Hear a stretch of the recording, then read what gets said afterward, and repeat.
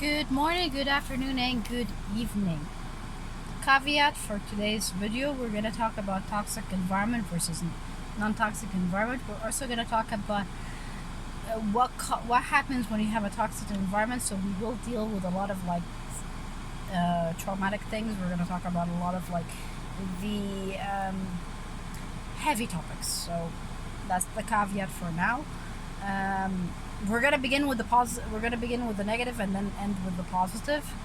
Anyways, long story short, I'm gonna talk about two managers who are awesome, and this is why I'm leaving them to the end. They're pretty much what a manager should do and what a department should do, especially in the HR. One of them is an HR director. The other one was my boss. She was like my boss in volunteering. I used to volunteer, and she was my boss. They both were females, both were women, and both were badass as females go and as women go. One of them taught me a lot of the things that I currently talk about when it comes to HR. She taught me a lot of things, and I have huge respect for her, and I really appreciate everything she taught me. Also, with my professors in HR as well, they taught me a lot of things. And it's fascinating because a lot of the things they taught me I'm currently seeing now, and I'm like, oh, so that's what they were talking about. The negative thing is going to be regards of the definition of branding, and why does it sometimes come off as very arrogant or very unsincere, and how can sometimes utilizing a calamity or utilizing something that is negative can backfire very badly. And when you're trying to show sincerity, and I'm putting it between quotes because that's exactly how it looks. It looks like as if you're showing sincerity, but the actions are completely different from what you're saying. And again, actions speak louder than words. So, going on to the negative first. So a specific company, without mentioning a company, decided to lay off a lot of people. And by a lot, I mean a lot of people. So what ended up happening was there are other companies who decided to utilize that part and show that they are the employer of the time by going, hey, if you got laid off of a certain company, why don't you work for us? Now, said companies that are starting to do that, and this is why I say branding can backfire. That's branding. That's trying to show that here we're very sincere, we empathize with your loss, so we're here to help you. We're going to try our best to help you. We're going to try our best to find a job. 2 days ago, before this calamity happened, most of them had hiring freezes. Not only that, but most of them would, if you would apply to them, they would reply with this normal email. If they reply, it was the standard email of you have not been shortlisted because da da da da da da da. Some of them did not reply and things like that, and all of a sudden they have multiple jobs that are opening for this specific company that laid off other people.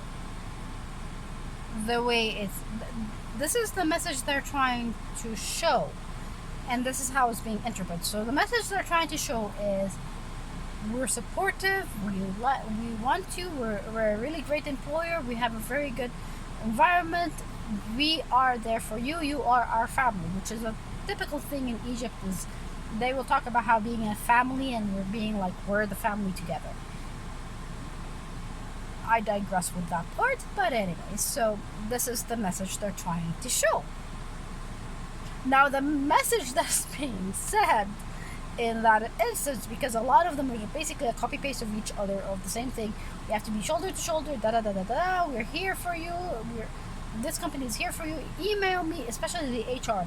They're like, email me. We're gonna help you here, and we're gonna get you a job. If you can't find an opportunity in our place, we'll find you a different opportunity, and we're gonna be together. We're gonna get together. Where have you been in the other last few days when you did have hiring freezes? And you pretty much were telling other people that you did not have any jobs. So what's showing is you're gonna gather this data, You're gonna utilize this calamity for your own benefit by trying to prove that you are the better employees, and then you're gonna use that as a leverage to your own employees and tell them, see, we haven't done that. See how awesome we are. We have not done that yet. We could have done that. And this is where it gets very slippery very fast, because it's basically a double-edged sword. This is what, like I said, this is what the messages that these people, some of them are genuine. Like some of them, I know them personally. They're very genuine. I know they will help. Others, I'm like, no, you're not. You're basically using that as a leverage for other companies and things like that. Now the problem with this is the employees that are currently in that work and those that were job seeking before that one and got told, like I said, got told that they are having an hiring freeze and things like that, is going to reflect negatively to these guys, and they're gonna put a pin on it, and they'll be like, oh, so if I worked in that company and I got fired from that company, I would have gotten a job. And yet, because I'm not in that company and I've got fired, or I'm looking for a job, or I have a gap here, so I can't find a job because I'm not from that company. And so you're basically saying that any other people other than that company are useless or unworthy of getting the job, because all of a sudden you guys now have jobs. That's one thing. Second thing, this is extremely important because you have to learn that when you do get a job as an HR, everything you say is going to be a reflection of that company that you represent. If you're going to be genuine and you're going to be sincere and you're going to actually try and help people, this is so I'm going to go now, positive thing, I'm going to tell you how to do it, because again, this is something that I myself have experienced it, and I've seen how I'm going to talk about the manager that actually had that happen in front of me and what she did. First of all, she had to lay off. This was 2008 in the financial crisis, and she had to lay off departments. We're not just talking about people. We're talking about complete departments that had to get shut down. Now, the manager that I'm talking about, her name is Rhonda Thomas. Again, she's a badass female leader. This is what she did. First of all, she didn't even, like, when she did say she had to fire the people, because we attended it. I was one of the people, me and the team were like one of the people that actually had to process a lot of these firings, and it was not mentally easy for us to do it, because some of us, we had to like literally fire our mentors, like people who took us under their wings and taught us everything, and we had to let them go. So it was hard all over. But this is what Rhonda did. Rhonda didn't even like when she said that she's gonna like shut down departments. Before she shut down the department, she got the people in. She was like, hey, look, what would you like to work in an ideal job? What is your job? Okay. And she took in as much people as she could. She couldn't take in, of course, we had multiples of people, but she couldn't have a lot of people. But she had a standardized recommendation letter that is stellar. And the recommendation letter was, insert name, this person has worked for us from insert time. Like, you got this from the Oracle system. You got the date of when they were working to the date that they were going to let go, and then like the name of the person and the title of the person. And in it goes like, and then the achievements. If this person has achievement, because we had like in Oracle, we had the achievements of this person. So it had all the achievements that this person has done. It had everything. It was stellar. This was a job recommendation that's like, this person is going to be an addition for you. I'm sorry that I had to like go from my company. I would have loved to have that person in my company, but due to cost problems and which is what happens with most of these companies, is there's a problem with the job description and job and like the ability to get the job. So because of the cost reasons, we're gonna do this. This is going to happen. Here you go. So with the slip of the firing, she had another slip of recommendation letter, and she actually would phone people up. She would have the team phone up other companies that were hiring at that point in time and be like, hey, we have this person, he is an amazing human being, or she's an amazing human being, they're going to be an addition, and we vouch for those people. We're like, hey, these guys are going to be an addition for you, we have to let go of them from our company due to cost constraints, da da da da da. Here's this one, this is their current salary, and we would like fight for them and actually try and get them into the job. Now, if they were unable to get into the job, at least she tried to do whatever she could to make it as painless as possible. She didn't go over the internet and went of like, hey, we are supporting you and we're sorry to let you go. She didn't give them an email.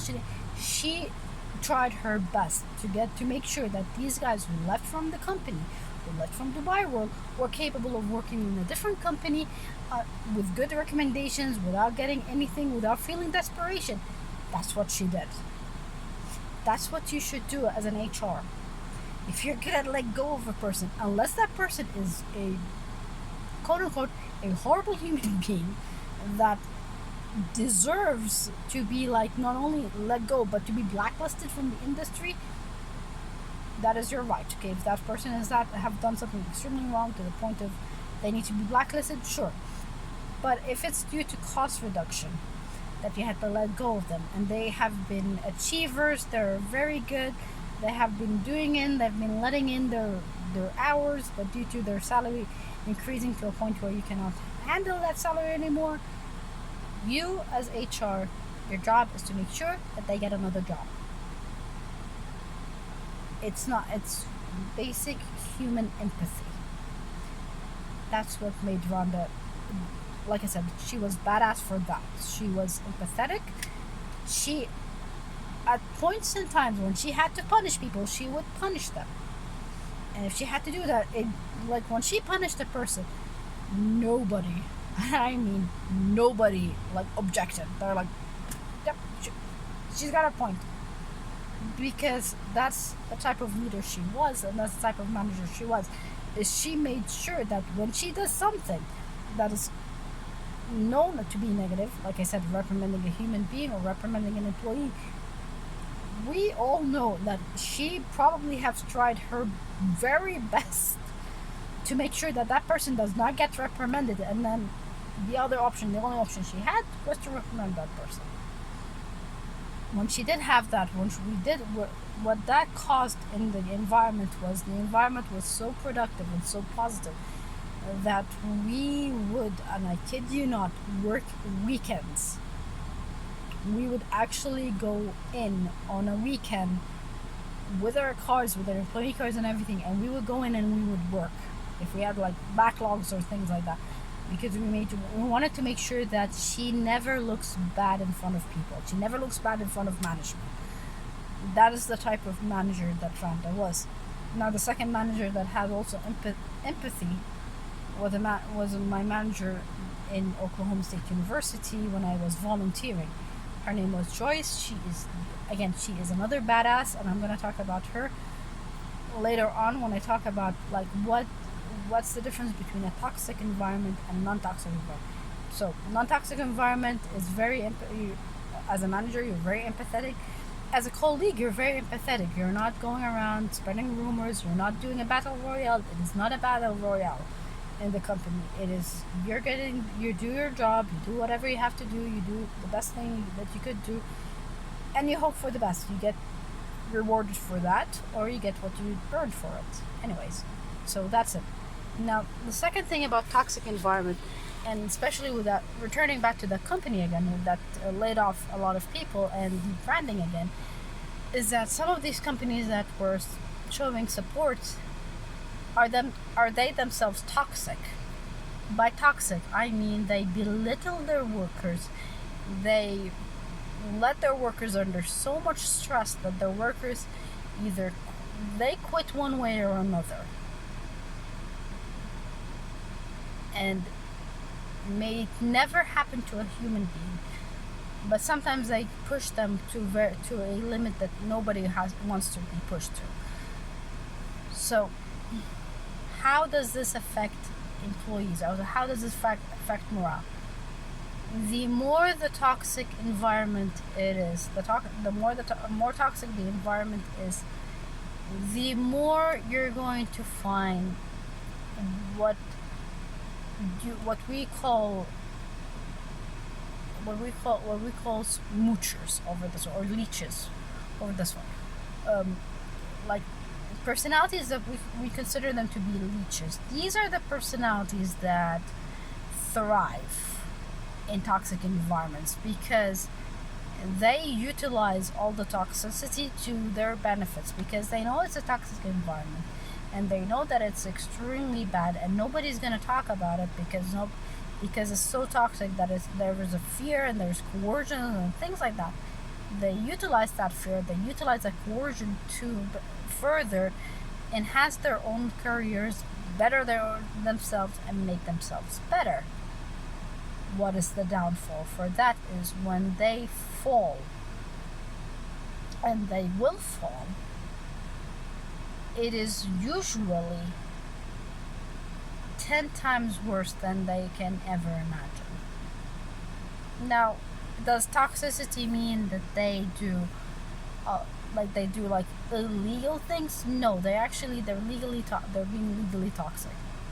How can they be legally toxic, or how does a person, what do you define as toxic environment? A toxic environment is an environment that makes an employee reach to the point where they would actually go to their break, where their break is basically them sitting in a car, crying their eyes out, and going back to work. That is, if they can actually take a break and actually go to the cars. Because some companies, they don't even give that break. They don't have that break. They don't allow for that break.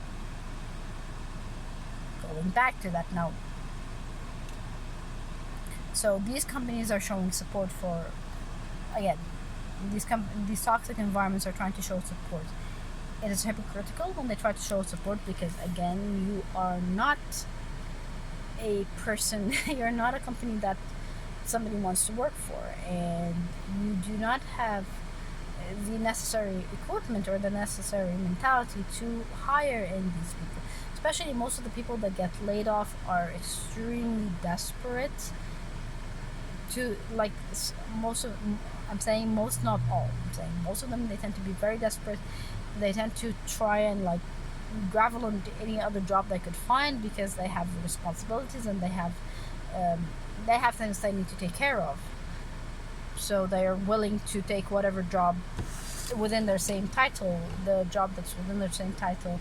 They can take it for lower salaries, they can take it with less benefits. It's just they want to make sure that they can get a job so that they can pay, especially those that live paycheck to paycheck.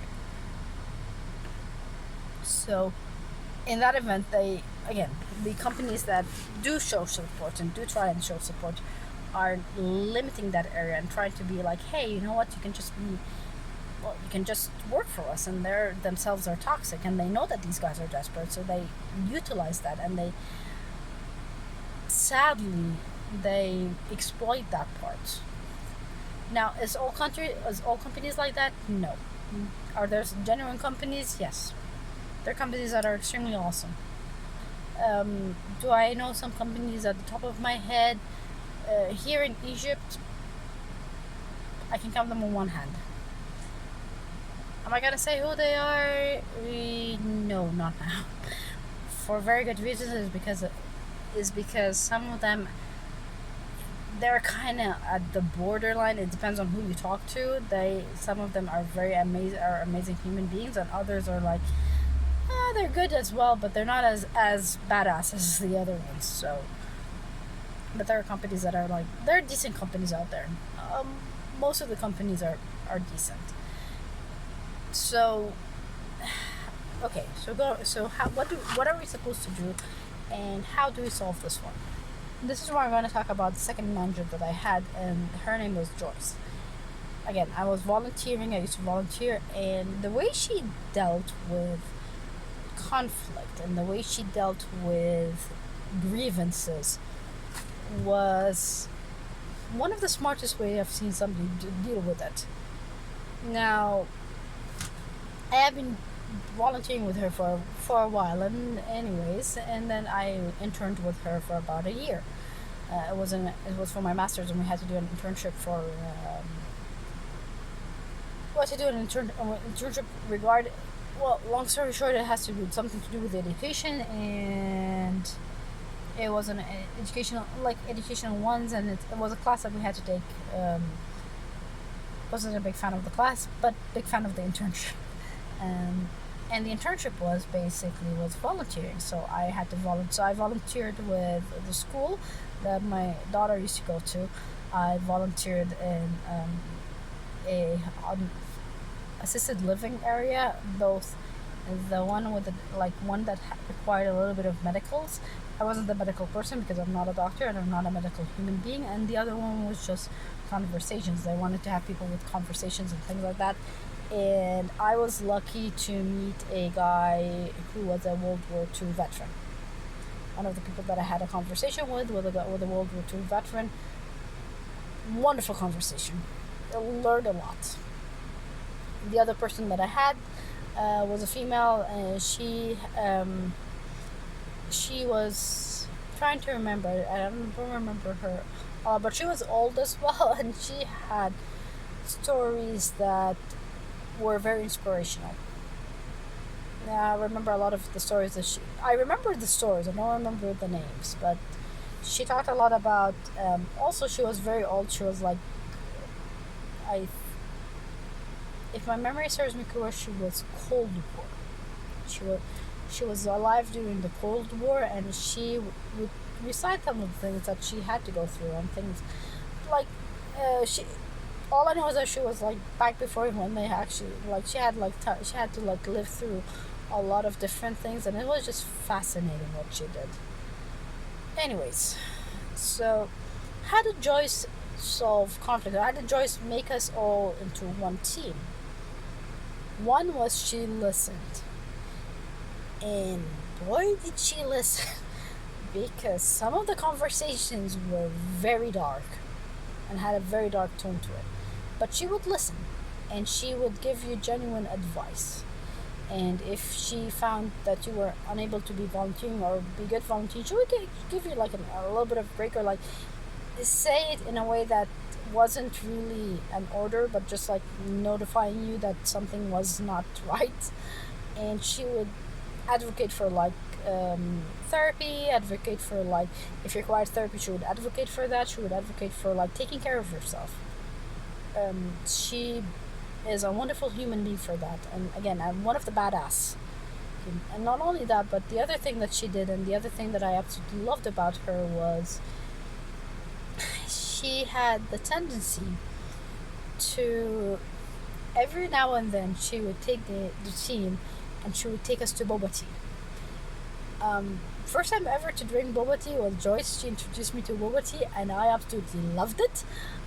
Also looked forward to it because it was a time where I could just escape.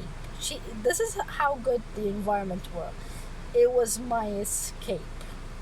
Like if I wanted to escape from stress, if I wanted to escape from just a bad day, is I would go and work. Take a moment to process that. You're escaping to work. Not from work, but to work. That, as a leader and as a manager, that in itself is another good thing. If you can have your environment reach to the point where people are actually escaping their life and their hard time and their bad days and dealing with you as an environment for escape, like I'm gonna escape to you and I'm gonna escape to your work, and I'm gonna put in like more hours just because I this is how comfortable I am with the work, this is how much I see the work as beneficial to me. That's a good thing. So in the end, or in conclusion, for this entire conversation, this entire rant, one, for you to be a good manager, you need to have the environment to the point where people will escape their life to come to you. They would rather work with you, they would rather work a job than be anywhere else.